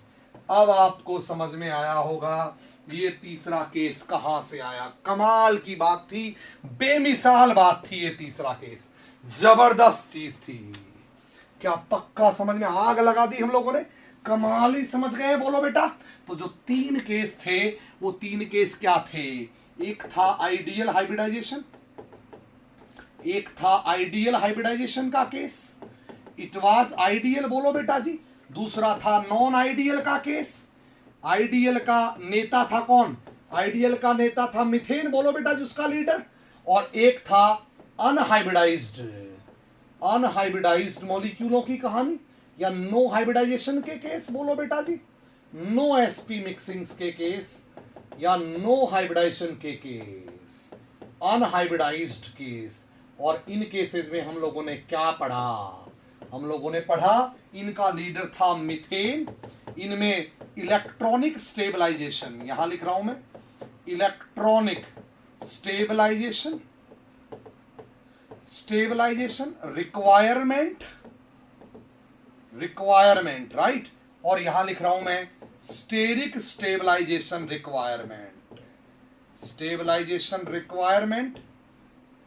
रिक्वायरमेंट की अगर बात की जाए, इनमें एस को पी की जरूरत थी, इनमें एस को पी की जरूरत थी, पी को एस की जरूरत थी, दोनों को एक दूसरे की जरूरत थी, इसीलिए दोनों को बॉन्ड बनाना था, इसलिए इलेक्ट्रॉनिक भी चाहिए था, स्टेरिक भी चाहिए था। ये आइडियल के केस चले गए। इनका लीडर है अमोनिया, इन केसेस में एस को पी की कोई जरूरत नहीं होती है, नहीं चाहिए, केवल पी को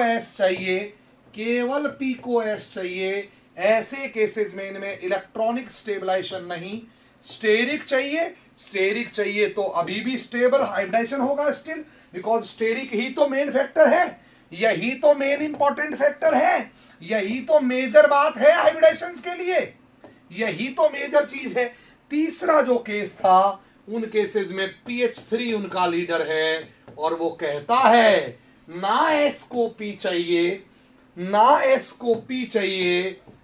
पी को एस चाहिए, किसी को कोई नहीं चाहिए, जरूरत ही नहीं है, ये अपनी अपनी जिंदगी वैसे ही जी रहे हैं, किसी को कुछ नहीं चाहिए, इसलिए इनमें स्टेरिक स्टेबलाइजेशन भी नहीं चाहिए, इलेक्ट्रॉनिक स्टेबलाइजेशन भी नहीं चाहिए, तो फिर इनमें हाइब्रिडाइजेशन होगा ही नहीं। ये बात याद रहे, जब तक ये चाहिए तब तक हाइब्रिडाइजेशन होंगे, जब तक ये चाहिए तब तक हाइब्रिडाइजेशन होंगे, नहीं तो हाइब्रिडाइजेशन नहीं होंगे। ये थी कमाल की स्टोरी, इलेक्ट्रॉनिक वर्सेज स्टेरिक और एनालिसिस ऑफ स्टेरिक। समझ में आना चाहिए आपको, गजब की बात मैंने बताई है। पूरे जीवन के तार हिल गए होंगे आपके आज तक के, कि क्यों मैंने कहा था, किसको कहा था और कैसे कर दिया। धमाका ही कर दिया, चिंता ही मत, आग लगा, बिल्कुल आग, बेमिसाल है, लॉजिक नहीं है, यही है बात, जबरदस्त चीज है ये। तो अब यहां से एक और सवाल निकलेगा, वो मैं आपसे पूछ रहा हूं, बताओ फास्फोरस जो है वो 3rd पीरियड ऑनवर्ड है, लार्ज है, और फ्लोरीन छोटा है, तो बताइए ये मॉलिक्यूल आइडियल का केस है, नॉन आइडियल का केस है, या फिर अनहाइब्रिडाइजेशन, नो हाइब्रिडाइजेशन का केस है?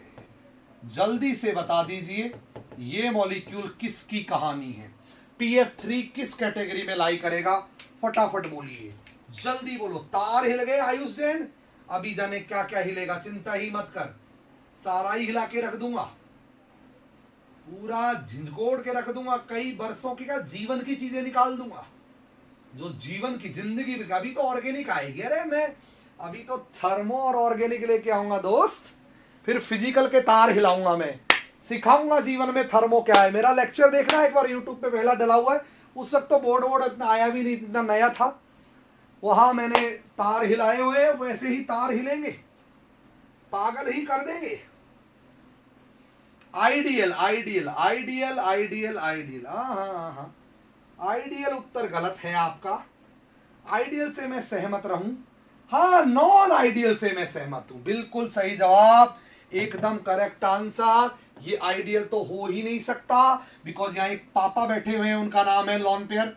अगर लोन पेयर है तो आइडियल होने का तो सवाल ही पैदा नहीं होता, और नो हाइब्रिडाइजेशन ये है नहीं, इसकी कहानी है दरअसल नॉन आइडियल मिक्सिंग। आप कहोगे सर ये तो फास्फोरस है, तो फास्फोरस तो सर बड़ा होता है, और फ्लोरीन तो सर हाइड्रोजन के जैसी छोटी छोटी होती है, तो सर बताइए ना, फिर ये तो ऑलरेडी स्टेरिकली स्टेबलाइज होना चाहिए था सर, तो सर फिर ये नॉन आइडियल हाइब्रिडाइजेशन कैसे हो गया? मैंने कहा ये फास्फोरस है, कहा फास्फोरस होता तो ये ऐसा होता, अरे इसको फास्फोरस छोड़ेगा कौन?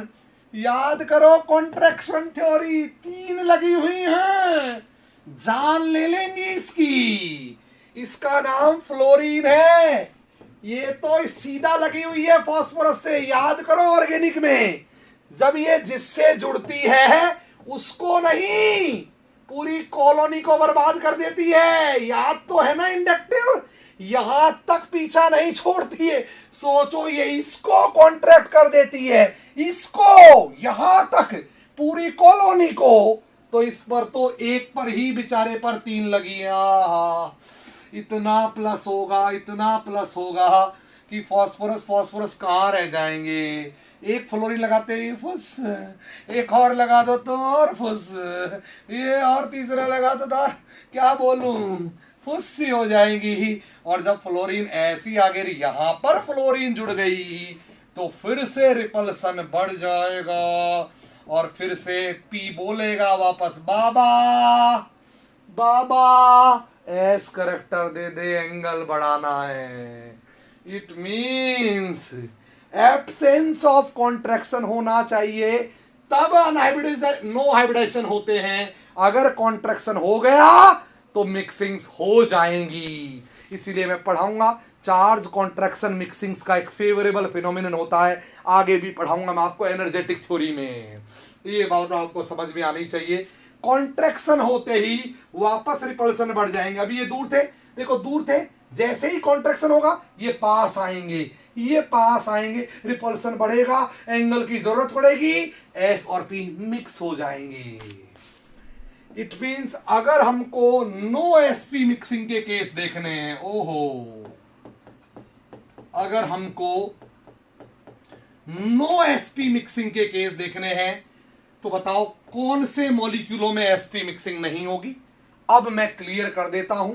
आइए, एक बाबा ने एक कमाल किया था, उस बाबा की बात को हम दोहरा दें। अब तो हम ही बाबा हो चुके हैं इतना पढ़ने के बाद। बात ये थी, अगर एसपी मिक्सिंग नहीं करवानी तो सेंट्रल एटम लार्ज रहना चाहिए और लार्ज ही बना रहना चाहिए। पहली कंडीशन है सेंट्रल एटम लार्ज हो, और लार्ज का मतलब तीसरे पीरियड, थर्ड पीरियड और ऑनवर्ड या उससे आगे आने वाले पीरियड से हो। सेंट्रल एटम लार्ज हो, लार्ज और लार्ज ही बना रहे, बोलो बेटा, और लार्ज बना रहे इसके लिए केवल लार्ज ही ना हो, वो अनकॉन्ट्रैक्टेड भी हो।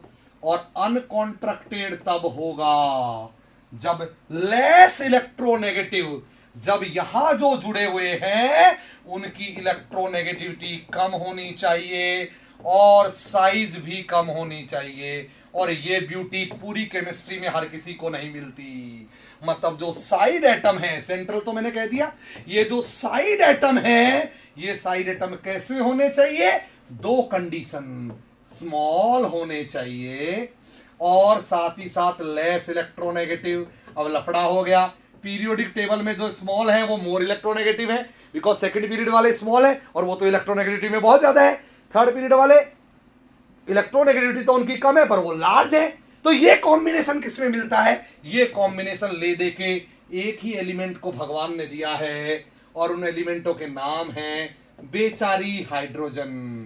मीन्स साइड एटम बेचारी हाइड्रोजन होनी चाहिए। और तीसरी इंपॉर्टेंट बात, लोन पेयर पक्का होना चाहिए। वहां सेंट्रल एटम पे एक बाबा होना चाहिए। बिना लोन पेयर के खेला ही नहीं होगा, सारा खेला लोन पेयर का ही था। इट मींस तीसरी कंडीशन है प्रेजेंस ऑफ लोन पेयर होना चाहिए। अगर ऐसा हुआ, अगर ये तीनों कंडीशन एक साथ कहीं पे भी सेटिस्फाई हो गई तो समझ लो उन मॉलिक्यूलों में हाइब्रिडेशन नहीं होगा और ऐसे मॉलिक्यूलों को बोलेंगे ड्रैगोज मॉलिक्यूल। यहीं से एक रूल निकलेगा, उसे बोलेंगे ड्रैगोज इंपेरिकल। हमने तो खुद ही ने बना लिया। अनहाइब्रिडाइज्ड मॉलिक्यूलों के लिए क्या होना चाहिए? सेंट्रल एटम लार्ज होना चाहिए और लार्ज बना रहे इसके लिए कॉन्ट्रैक्ट नहीं होना चाहिए। और कॉन्ट्रैक्ट तब नहीं होगा जब लेस इलेक्ट्रोनेगेटिव स्मॉल से जुड़ेगा और उसका नाम हाइड्रोजन है। और प्रेजेंस ऑफ लोन पेयर होना चाहिए। ये बात आपको समझ में आ जानी चाहिए। ये थी कमाल की कातिल बात, बेमिसाल स्टोरी थी ये, कमाल। ऐसे मॉलिक्यूलों को क्या कहते हैं? ऐसे मॉलिक्यूलों को हम ड्रैगोज मॉलिक्यूल कहते हैं। इन्हीं मॉलिक्यूलों को कहा जाता है drugs molecules. These such molecules in chemistry are treated as drugs molecule. अच्छा, क्या कौन कौन से हैं जनाब ये? आओ जरा तलाश करते हैं। पीएच3 तो बहाना है, हमें तो पूरा एंटायर केमिस्ट्री में घूम जाना है। पीएच3 तो बस एक बहाना है, हमारा उद्देश्य तो पूरी केमिस्ट्री में घूम जाना है, पूरी में घूम जाना है। आइए घूम जाते हैं। हम जरा देखते हैं बोरोन फैमिली में क्या इसमें ऐसे कंपाउंड मिलेंगे? आशा ही मत करो, जीवन में मिल ही नहीं सकते कभी ही, बिकॉज लोन पेयर तो इनके खानदान ने भी नहीं देखा कभी। ये तो बेचारे अपनी जिंदगी में 8 पूरा करने के लिए लोगों के सामने कटोरा मांगने के अलावा और कोई काम नहीं है इनका। तो लोन पेयर और इनमें इनके तो पुरखों ने भी कभी लोन पेयर नहीं देखा। लोन पेयर नाम की चीज स्वाद ही नहीं चखा इन बेचारों ने कभी। तो इनसे तो बात ही मत करो बेचारों से। कार्बन परिवार से मिलो, क्या इसमें कोई ड्रैगो मॉलिक्यूल मिल सकता है क्या? कार्बन कहेगा नहीं भैया, हमने तो जैसे तैसे करके अपना 8 का जुगाड़ किया है, 4 बॉन्ड बना के। लोन पेयर टॉन पेयर नाम की चीज हमसे मत पूछ भाई, हमें लोन पेयर टॉन पेयर होता नहीं है, हमारे पास लोन पेयर टॉन पेयर नाम की चीज नहीं होती। आगे बढ़ जा। मैं नाइट्रोजन से मिलने गया, मैंने कहा तेरे ड्रैगो मिलेंगे क्या? कहती है मिलेंगे, मुझ में नहीं मिलेगा, लेकिन मेरे से नीचे वालों में चले जा, उनमें मिल जाएगा, क्योंकि उन सब की साइज बड़ी है, मैं तो छोटा हूं। सेंट्रल एटम लार्ज चाहिए और बगल में जोड़ देनी है हाइड्रोजन। ओहो, आहा आहा, कमाल ही हो गया, मिल गए भैया ड्रैगो मुझको। ये रहा, ये रहा, ये रहा, ये रहा। मैं ऑक्सीजन से मिलने गया, मैंने पूछा बता ड्रैगो मिलेगा क्या मेरे को तेरे यहाँ? कहती है मैं तो छोटा हूं, मेरे बड़े भाइयों से पूछ, इनसे बात कर ले। और बगल में क्या जोड़नी है? हाइड्रोजन ही जोड़नी है, बिकॉज लोन पेयर तो इनमें रहते ही हैं। मिल गए ड्रैगो। आगे तो हेलोजन है, वो तो हाइड्रोजन के साथ 2 बॉन्ड बनाती ही नहीं है, उनको तो छोड़ ही दो। मैं एक्साइटेशन में पढ़ा चुका हूं, उनमें तो एग्जिस्ट ही नहीं करते हैं।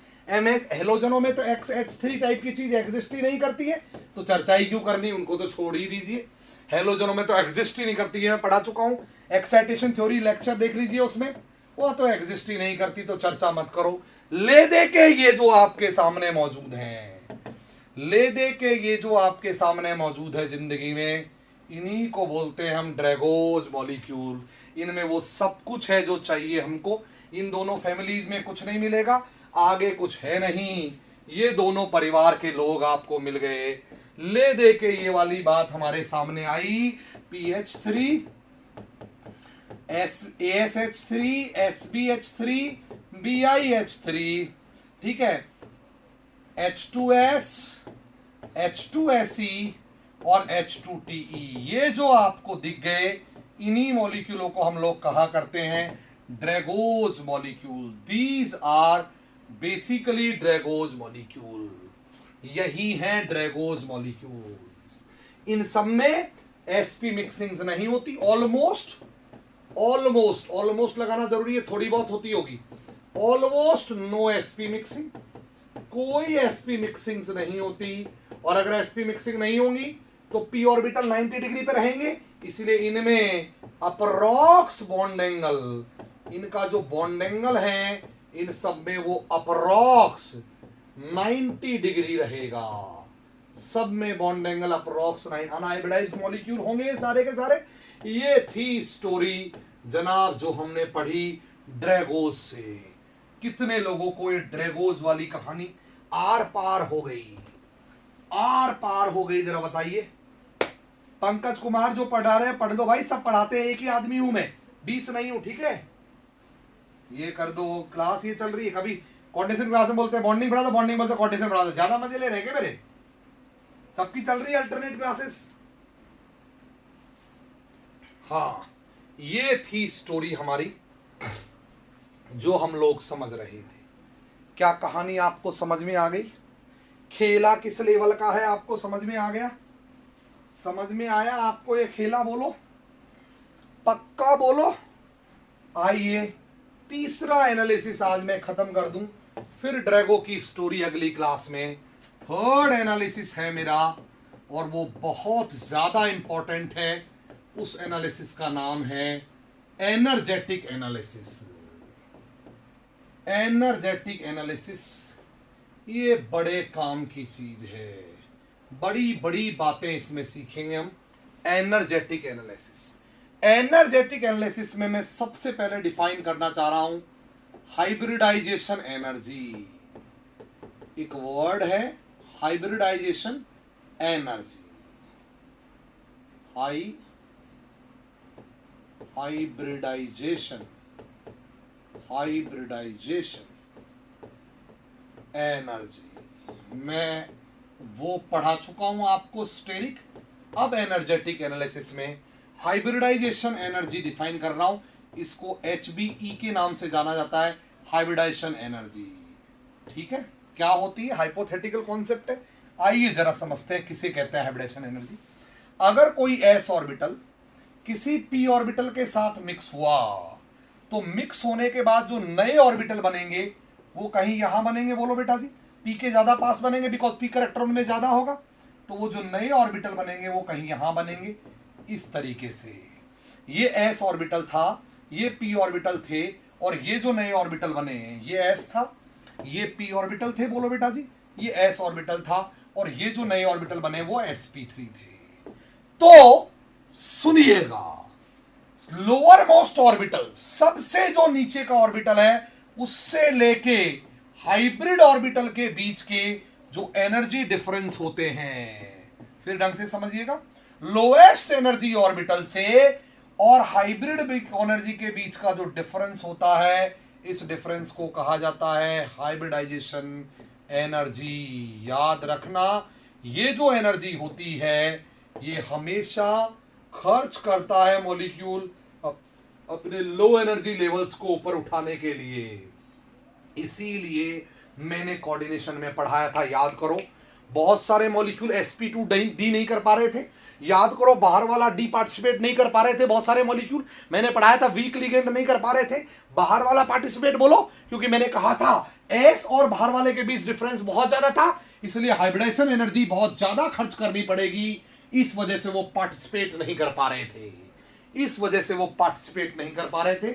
बहुत सारे मॉलिक्यूल जो हमने वहां पे देखे थे, ये आपको समझ में आ जाना चाहिए, क्लियरली समझ में आना चाहिए। बोल तो दो, समझ में आया या नहीं आया, क्लियरली बोलिए। अब एक इंपॉर्टेंट बात समझिए, किसी भी मॉलिक्यूल के अंदर बताओ, अगर मैं कोई मॉलिक्यूल लूं, यानी कि मीथेन ही मैं लेता हूं, तो क्या बिना हाइब्रिडाइजेशन के मॉलिक्यूल एग्जिस्ट कर सकता था? यह बहुत इंपॉर्टेंट कॉन्सेप्ट है। क्या बिना हाइब्रिडाइजेशन के मॉलिक्यूल एग्जिस्ट कर सकता था? आंसर है हाँ, कर तो सकता था, बिकॉज बॉन्ड तो तब भी बन जाते, लेकिन ये बॉन्ड उतने स्ट्रॉन्ग नहीं होते। मतलब अगर विदाउट हाइब्रिडाइजेशन बॉन्ड बनते तो इनकी बॉन्ड एनर्जी थोड़ी कम होती, लेकिन जब ये मिक्स होने के बाद बने जब ये मिक्स हुए और मिक्स होने के बाद जब sp3 बने और तब जब जाके इन्होंने sp3 ने बॉन्ड बनाए, जब sp3 ने जाके बॉन्ड बनाए ये वाले, तो ये वाले बॉन्ड अब बेटर बने, इनकी बॉन्ड एनर्जी थोड़ी ज्यादा थी। इट मींस एक बात तो नो डाउट मुझे समझ में आ गई कि मिक्सिंग होने से बॉन्ड बेटर बनते हैं, लेकिन मिक्सिंग होने के लिए ये एनर्जी खर्च करनी पड़ती है। इट मींस कौन ये एनर्जी खर्च करेगा और कौन ये एनर्जी खर्च नहीं करेगा, ये एक इन्वेस्टमेंट का कहानी है, ये एक इन्वेस्टमेंट का क्राइटेरिया है। हाइब्रिडेशन नहीं करे तो भी बॉन्ड बन रहे, लेकिन वीक बन रहे, उतने स्ट्रॉन्ग नहीं, वीक तो नहीं मतलब ठीक ठाक बॉन्ड बन रहे हैं, लेकिन हाइब्रिडेशन कर ले तो बहुत स्ट्रॉन्ग बॉन्ड बन रहे। इसका तो हाइब्रिडेशन इन्वेस्टमेंट है कि अगर वो लगा दोगे आप, हाइब्रिडेशन एनर्जी लगा दोगे, ये एक इन्वेस्टमेंट है, ये लगाओगे तो आपको और बेटर बॉन्ड मिलेंगे। इसका तो हाइब्रिडेशन बॉन्ड और बेटर बॉन्ड के बीच का डिफरेंस है। ये लगाओगे तो बहुत तगड़ी बात है, कमाल की बात है। सब देखिए इसको ढंग से देखो सब इसको। अगर ये लगाओगे तो स्ट्रॉन्ग बॉन्ड मिलेंगे, इसके लगाए बिना बॉन्ड तो बन जाएंगे। इसीलिए ध्यान रखना, जिन मॉलिक्यूलों की बॉन्ड एनर्जी, बिकॉज मॉलिक्यूल के पास बॉन्ड एनर्जी के नाम पे या इनकम के नाम पे केवल बॉन्ड एनर्जी होती है, इसलिए जिन मॉलिक्यूलों की बॉन्ड एनर्जी हाइब्रिडेशन एनर्जी से काफी ज्यादा होती है, ऐसे मॉलिक्यूल ही ये इन्वेस्टमेंट कर पाते हैं।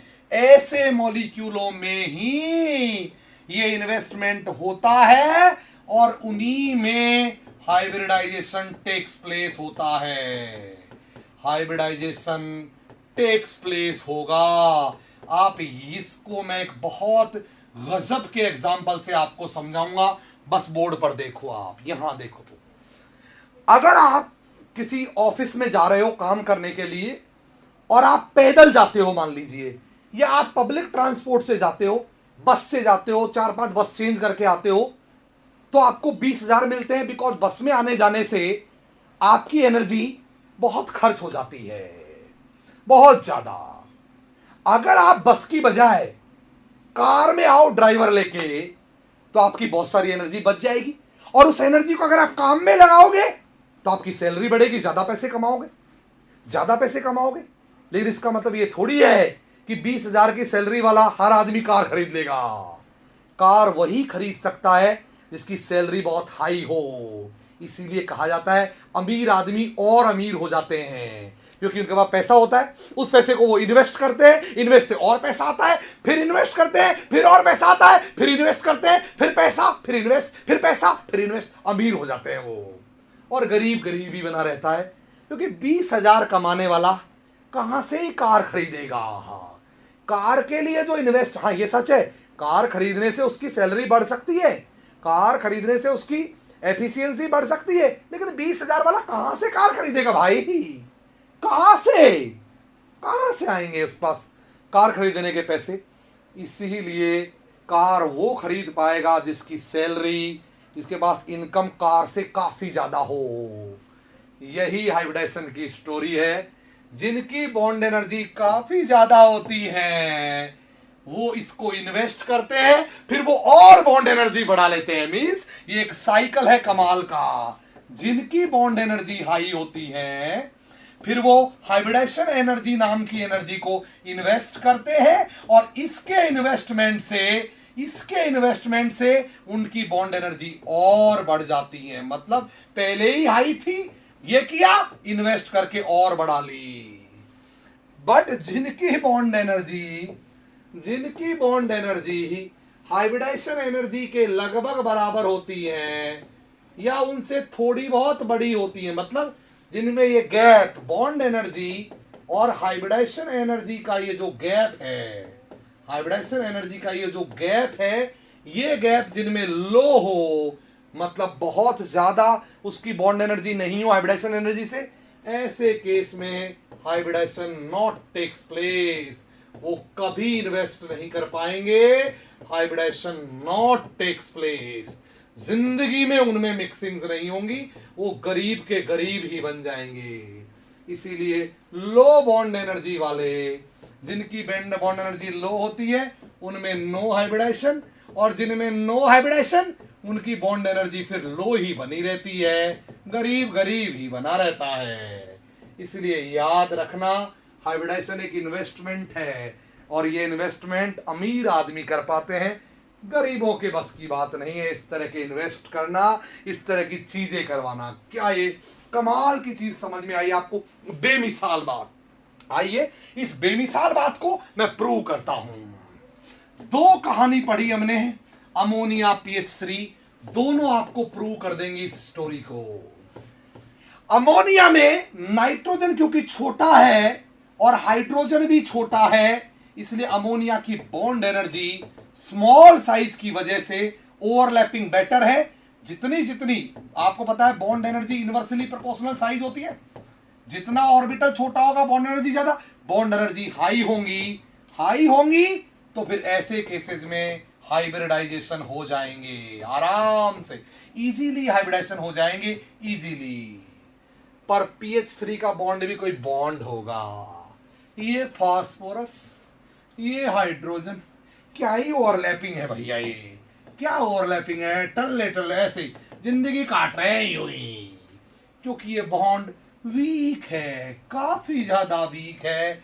अगर वीक है बॉन्ड ओवरलैपिंग तो आपको पता है बॉन्ड एनर्जी इसकी लो होंगी तो भैया ये कहेगा जिंदगी कट रही है इन्हीं बॉन्डों से, कट जाने दो, काय का हाइब्रिडाइजेशन, हमारी लाइफ तो इसे ही निकलेगी इन कमजोर बॉन्डों में। यही वजह है अमोनिया आसानी से थर्मली डिकम्पोज नहीं होती, लेकिन पीएच3 को आग में डालो, झूठ माट में आग दिखाओ, वो डिकम्पोज होके निकल जाता है। ये बात आपको समझ में आ जानी चाहिए, क्योंकि उसके पास कुछ था ही नहीं, पहले से ही कुछ नहीं था तो बाद में भी कुछ नहीं आया। कितना बात समझ में आई बताओ? एनर्जेटिक एनालिसिस कितने लोगों को समझ में आया? फटाक से मुझे बोलो, ये बेमिसाल बात कितने लोगों के अंदर, जल्दी बोलो। कत्ल हुई या नहीं हुआ बताओ? कमाल हुआ या नहीं हुआ? कमाल हुआ।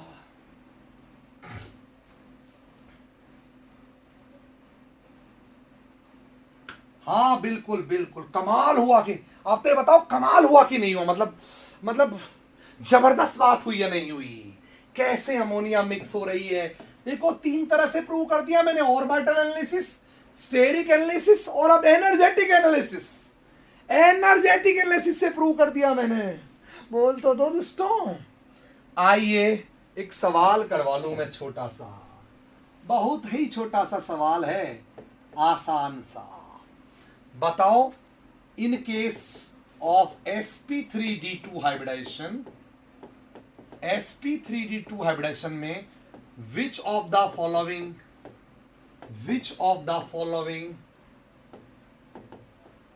is treated as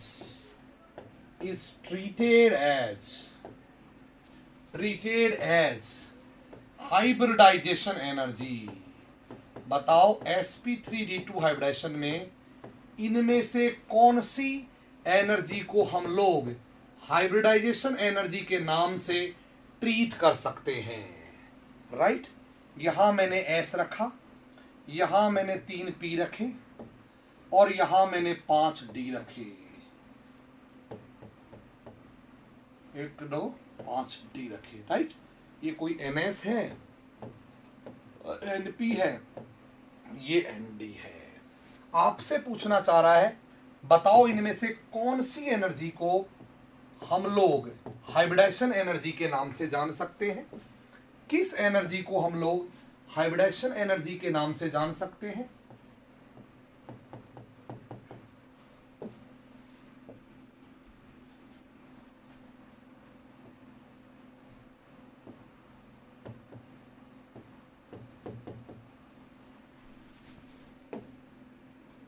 ये अप्रोक्सीमेटली सेम लेवल पे है।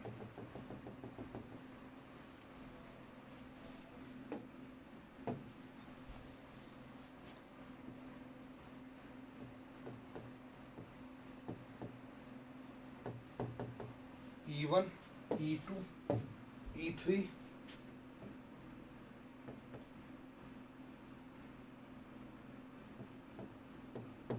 E4। बताओ कौन सी एनर्जी को हाइब्रिडेशन एनर्जी की तरह ट्रीट किया जा सकता है या उसको हाइब्रिडेशन एनर्जी की तरह मान सकते हैं? किस एनर्जी को? फटाक से बताओ मुझे, किस एनर्जी को इनमें से हम हाइब्रिडेशन एनर्जी मान सकते हैं? E1, BE2, CE3 और DE4. Which energy can be treated as hybridization energy? फटाफट टेल मी, जल्दी से टेल मी, बताइए किस एनर्जी को हम हाइब्रिडेशन एनर्जी मान सकते हैं? E2, E2 नहीं नहीं, E3, yes E3 is the correct answer. सही जवाब, सही जवाब है E3. बिकॉज जब ये मिक्स होंगे तो हाइब्रिड ऑर्बिटल जो बनेगा वो P और D के बीच में बनेंगे. पहली बात तो यही कॉन्सेप्ट था, फर्स्ट तो यही कॉन्सेप्ट था. हाइब्रिड ऑर्बिटल कहीं यहां फॉर्म होंगे 6, 1 2 3 4 5 6, यहां होंगे हाइब्रिड ऑर्बिटल कहीं यहां होंगे. तो बेस से लेके और हाइब्रिड ऑर्बिटल के बीच की जो डिस्टेंस है, ये रहा बेस लोएस्ट एनर्जी और ये रहा distance. This is treated as hybridisation energy, hence C is the correct answer. ये बात समझ में आई आपको? याद रखना, ये गैप ज्यादा है, ये गैप ज्यादा है, इट मींस हाइब्रिड ऑर्बिटल इसके पास होंगे. आप यहां भी बना सकते थे लेकिन वो गलत था, बिकॉज एनर्जी उनकी ज्यादा, जिनकी एनर्जी ज्यादा है उनके पास बनते हैं हाइब्रिड ऑर्बिटल. ऑलवेज उनके पास बनेंगे जिनकी एनर्जी ज्यादा है, ऑलवेज उनके पास बनेंगे जिनकी एनर्जी ज्यादा है, ऑलवेज. इसीलिए अगर मुझसे कोई कहे कि बताओ, सवाल नंबर 2 पूछूंगा मैं, question number 2, NS, NP and ND इनके वेरियस कॉम्बिनेशन लेके मैंने ऑर्बिटल्स बनाए. वेरियस मिक्सिंग्स कंसीडर की, इनकी वेरियस मिक्सिंग्स कंसीडर की मैंने इनकी. जबरदस्त बात बोल रहा हूं, किताब तो भूल ही जाओ आप, जबरदस्त चीज. तो बताओ इनमें से कौन सा करेक्ट है, कौन सा करेक्ट एनर्जी का ऑर्डर है? E of sp3 will be greater than E of np will be greater than E of ns. B, E of sp3d2 will be greater than E of nd will be greater than E of np will be greater than E of ns. C, E of nd will be greater than E of sp3d2 will be greater than E of np will be greater than E of sp3 will be greater than E of ns. और D, E of sp3 d2 will be greater than E of sp3 will be greater than E of sp2 will be greater than E of sp. बताइए कौन कौन से correct हैं या corrects हैं? जल्दी से बता दो, कौन कौन से करेक्ट हैं या करेक्ट्स हैं? कौन कौन से करेक्ट हैं या करेक्ट्स हैं? फटाफट बोल दो. दीक्षा, दीमन, सूर्या, प्रियंका, स्वामी, राजेश, ओशीन, दीपांकर, शुभ, जवाहर, अदिति, सुनित रंजन, फटाफट बोलिए इनमें से कौन कौन से आपको सही नजर आ रहे हैं, कौन कौन से करेक्ट नजर आ रहे हैं और कौन कौन से करेक्ट नहीं है. जल्दी जल्दी. सी नहीं, मैं एस भी लगाया हूं, मतलब मोर देन 1 भी हो सकते हैं, ध्यान रखना, more than 1. Okay Rajesh. Megha is correct, Megha Sharma and Shubh is correct. Megha, Yashasvi, Katara and Shubh correct. सही जवाब, करेक्ट आंसर है सी और डी दोनों. सी और डी करेक्ट आंसर्स हैं, सी और डी करेक्ट आंसर्स हैं. आपको समझ में आना चाहिए। ये मैं NS ऑर्बिटल ले रहा हूं, ये मैं NP ऑर्बिटल ले रहा हूं, ठीक है, और ये मैं ND ऑर्बिटल ले रहा हूं, ठीक है। आइए चर्चा करें। अगर हमको ऑर्बिटल नए बनाने, sp3 ऑर्बिटल कहीं यहां लाई करेंगे, sp2 ऑर्बिटल कहीं इससे नीचे, परसेंटेज s करेक्टर sp3 में ज्यादा होगा, p करेक्टर sp2 कहीं यहां, sp इनके जस्ट बीच में, इनके जस्ट मिड में होगा sp। बोलो बेटा, एकदम मिड में, एकदम मिड में बनाता हूं मैं, और इन दोनों के एकदम मिड में यहां होगा कहीं sp, इसके बाद ऊपर होंगे कहीं sp2, इसके बाद ऊपर होगा कहीं sp3, इसके बाद खुद p, और यहां कहीं ऑर्बिटल होंगे 1 2 3 6 sp3d2, sp2 ऑर्बिटल बनाएंगे हम लोग, दो ही मिक्स हुए हैं, sp2 3 ऑर्बिटल बनाएंगे हम लोग, और sp3 को 4 ऑर्बिटल बनाएंगे हम लोग, 4 1 2 3 4। ये है स्टोरी एनर्जी लेवल। इस तरह से हमको समझना है, ऐसे ऐसे ऐसे ऐसे ऐसे और ऐसे। अब बताओ, हाइब्रिडेशन नाम की कोई चीज तुम्हारे जीवन में बची क्या? कसम खा के बताओ, क्या आपको एनालिसिस पानी की तरह आया कि नहीं? मतलब जबरदस्त आया कि नहीं आया?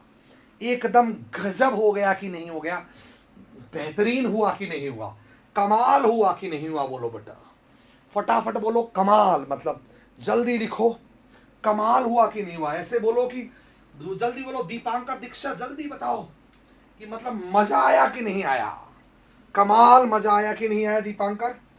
दीपांकर, सूर्य, ओसीन, अदिति, सुनीत रंजन, मालवीय, अभिजीत, गौरव, अभिषेक, पुष्कर, रोमिन, मतलब कैसा लगा ये बताओ आप? तुम तो पुष्कर, प्रियंका स्वामी, जल्दी लिखो, मतलब कमाल कमाल। Hi all clear as water. अरे ऐसे बोलो ना, मतलब झकास, आग लगा दी टाइप बोलो, आग लगा दी टाइप, गजब। हाँ एकदम जहर, कतई बिल्कुल मजा आया। तो दोस्तों, ये था आज की कहानी। गजब हमने सीखा हाइब्रिडेशन के बारे में और हाइब्रिडेशन की स्टोरी के बारे में। अब हम अगली क्लास में हाइब्रिड और अनहाइब्रिड मॉलिक्यूलों के साथ आपके सामने हाजिर होंगे। ड्रैगो रूल, इंपेरिकल उसका और उसके एप्लीकेशन, हाइब्रिडेशन का कॉन्सेप्ट मोर और लेस अगली क्लास में, नहीं उससे अगली तक खत्म हो जाएगा सारा। फिर वैस पर थ्योरी बचेगी ओनली, कुछ खास नहीं है। तो बॉन्डिंग खत्म हो जाएगी। आग लगा दी, बिल्कुल टू गुड, थैंक यू।